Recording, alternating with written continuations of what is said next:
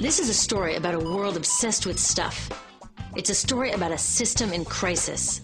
We're trashing the planet, we're trashing each other, and we're not even having fun.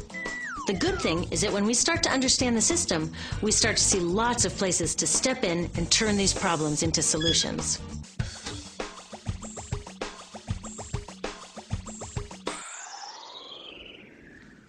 Can I tell you, I love my Pantene Pro V. Of the dozen or so personal care products that I use every day, it's the one I can't live without. Says it gives my dull hair the ultimate cool shine. How does it do that? I was wondering that while I was lathering it in my hair one day, so I read the ingredients right here. Sodium lauryl sulfate, tetrasodium EDTA, methyl isothiazolinone. What is this stuff? I took this list to some scientists who know how to read it. Turns out my Pantene contains a chemical linked to cancer. And lots of other products in my bathroom, from sunscreen to lipstick and even baby shampoo, also contain chemicals linked to cancer or other problems like learning disabilities, asthma, and even damaged sperm. Like most parents, I try to keep my family safe. But now I find out my bathroom is a minefield of toxins? What are we supposed to do? To find out the answers, we have to go back to one of the key features of our materials economy: toxics in, toxics out. If, at the factory, you pour toxic chemicals into a product, like baby shampoo, you're going to wind up with toxic baby shampoo, and toxics in workers, communities, and, babies. So let's take a closer look at this toxic outrage where it seeps into our lives every day, in the bathroom. The average woman in the U.S. uses about 12 personal care products daily. The average man about 6. Each product containing a dozen or more chemicals. Less than 20% of chemicals in cosmetics have been assessed for safety by the industry's safety panel, so we just don't know what they do to us when we use them. Would you fly on an airline that only inspects 20% of its planes? Of course, not all of these chemicals are dangerous, but we know that many are. Some are carcinogens. That means that they can cause cancer. Others are neurotoxins and reproductive toxins, proven to mess up brain development and reproduction in animals. Wait a minute, we're animals too. It's like a giant experiment. We're using all these mystery chemicals and just waiting to see what happens. One thing we do know is that they're getting inside us. I had my body's toxicity levels tested, and I'm loaded with things like mercury, flame retardants, triclosan, and lead. We all are.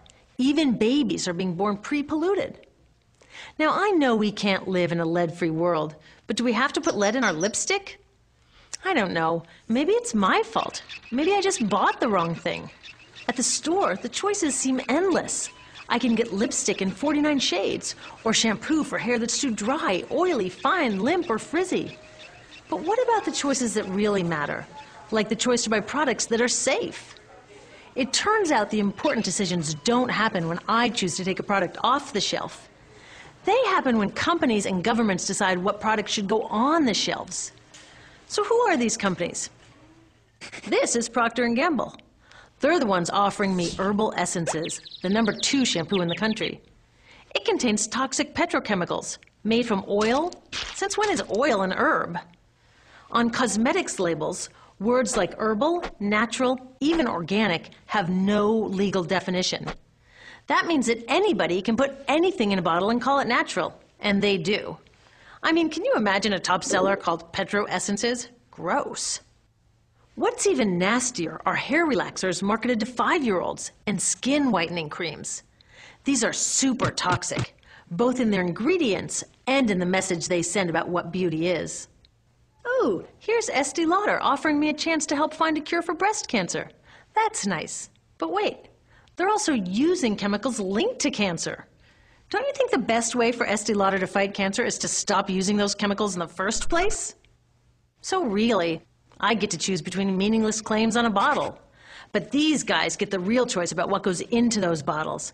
And that happens back here, at the factories where they're formulated. Why do the makers of these products use all these toxics? Are they trying to poison us? No, they're just working from a 1950s mindset when people were totally swept up in better living through chemistry. In all that excitement, they forgot to worry about human health impacts. That was years ago, and they are still using these same old toxic chemicals.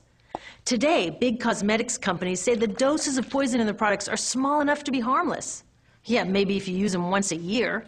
I guess they never get out and see that their products are being used and combined with other products every day.